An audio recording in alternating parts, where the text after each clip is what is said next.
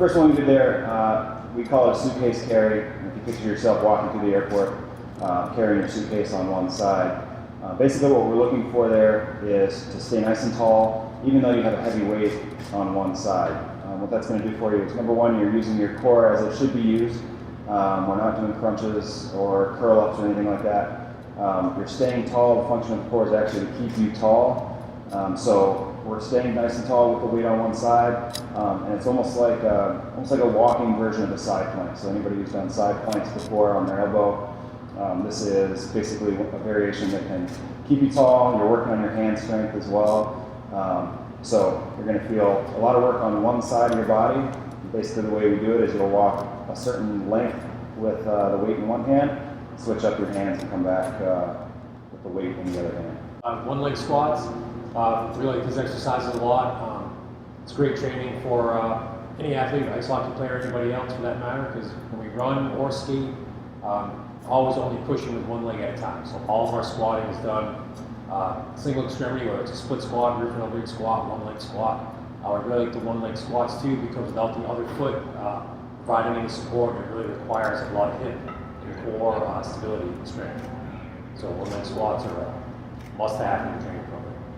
Another version of a one leg squat, and this is actually one that's used quite a bit because you can add a significant amount of load to it. So if you get a player, an athlete that's strong enough to do the single leg squat, we can put a certain amount of load on the single leg squat, but if we take our back foot up and do what's called a rear foot elevated split squat, or also some people call it a Bulgarian split squat, you can add a significant amount of load. So you see in the picture we're holding a barbell, and you can basically load that up if you get a player that's strong enough. So it's a nice way to load the movement. It requires a little bit of balance and a lot of demand on the front leg, but it's something that can really get hips and knees or quads really strong in a hurry. So that's got to be part of the program as well. A straight leg deadlift or hip hinging pattern. I really like these exercises a lot. It's teaching the athlete to keep their core tight and their spine straight, and to move from their hip joint instead of flexing and extending their lower back. Also a great way to build strength in the posterior chain, so that's hamstrings, your butt, into your back and the back of your shoulders, which is where unfortunately a lot of people are lacking because we spend so much time sitting down. So straight leg deadlift is a tremendous posterior chain builder. I think the big catch there is you don't actually do it with your legs totally straight. Your knee shouldn't be locked. You should have a small amount of knee bend. Will protect your lower back from injury.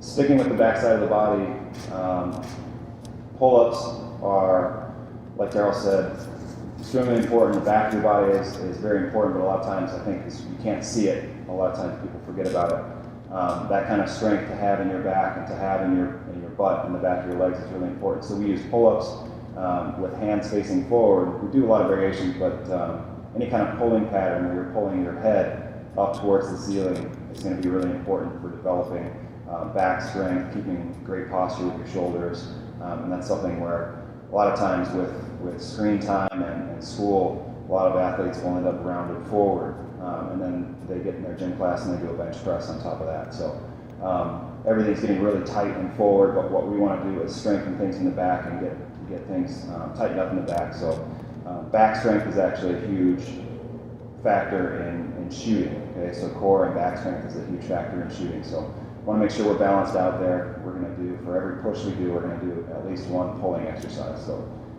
pull-ups is a great one to use for that. And you're handling your own body weight, which is really important. Another great posterior chain exercise we talked about was the stability ball leg curl. Whenever we do any of our leg curl type exercises, we try to avoid the, like a weight machine based leg curl, like where you're laying on a bench face down. Twofold there. One is because people tend to arch their back and use their hip flexors when they're laying face down, which is the opposite of what we want to happen. And two, when you're laying face down, your glutes, your butt muscles don't have to fire. So if you lay on your back and you face the ceiling when you do your leg curls, glutes have to fire to extend your hips, and then your hamstrings flex and extend your knee joint. And that's really important, especially the eccentric part, or the part of the exercise where the knee is extending and the ball is moving away, because that's the function your hamstring has. When you run, when you skate, it decelerates your foot when your foot moves forward when you sprint, and that's where a lot of hamstring injuries come from. So another great posterior chain builder, stability ball leg curl. We talked a little bit about the pull-up as being a big strength builder for posterior chain or the back of the body. We also are going to use, a lot of times we use TRX. We use weights as well, like free weights for this as well, but TRX is a great way to do it because you can vary it to anybody's ability level. So the TRX row is sort of like a pull-up. In a pull-up, you're pulling your head up towards the ceiling. In a row, your chest is facing the ceiling and you're pulling your chest up in between the handles. And what we look for there is just a nice complete pull. So even at the top, you're controlling it and pulling all the way up to the top. A lot of times what you'll see is people who are weak in the back, they'll give one hard rip and their arms are relatively straight and then just sort of fling themselves up in between their hands. But what we want to see is a full, nice, even count, controlled movement. So you're building strength throughout the whole movement rather than just getting one hard pull and then relying on momentum to do that. So that's another pulling exercise we do. Whenever we're thinking about pulling, we're thinking about pulling not only down towards our head, but also in towards our chest. Push-ups. We really like push-ups a lot. We think they're great. A lot of people do, obviously, push-ups, but in a way we think isn't very good. Number one reason why we like push-ups is because unlike bench press and other exercises, when you're facing down, your core musculature also has to work. So we've got to stabilize the lower back. So we do push-ups. We want a flat lower back, no big scoop or arch where the hips are sagging down to the floor. So it activates a lot more muscle fibers, the entire front of your body, from your shoulders all the way down to your core. And then obviously the shoulder strength. And it's very easy to adapt push-ups to people that are stronger and more fit. Elevate your feet, wear a weight vest.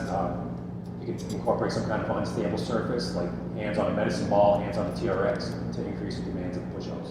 Just like with the suitcase carrier, we're working on kind of resisting this lateral flexion or flexing to the side throughout the core. We're going to use other exercises to anti-extend or to resist extension of your lower back. So when we do a Swiss ball rollout or a stability ball rollout, we're looking to stay nice and tall. And a cue we use a lot is pretend you don't have a hip joint. So you're one piece right from your shoulder straight down through your knees. Okay, so on the stability ball rollout, we're looking to fall forward from your knees and push into the ball and bring yourself back up. Again, we're looking at the core as a stabilizer because you're going to use your legs to produce power. You want all that power that you produce with your legs to come through a really solid core. So we're going to work on keeping that core nice and solid. The stability ball rollout is one way to do that. There's a lot of variations that we use in increasing difficulty. This is a great one to start. You'll see some people reach out and then the hips fall down. So we're gonna try to build on that and make it so that they can fall forward from the knees and keep their upper body nice and solid, pushing into the ball and come back up tall.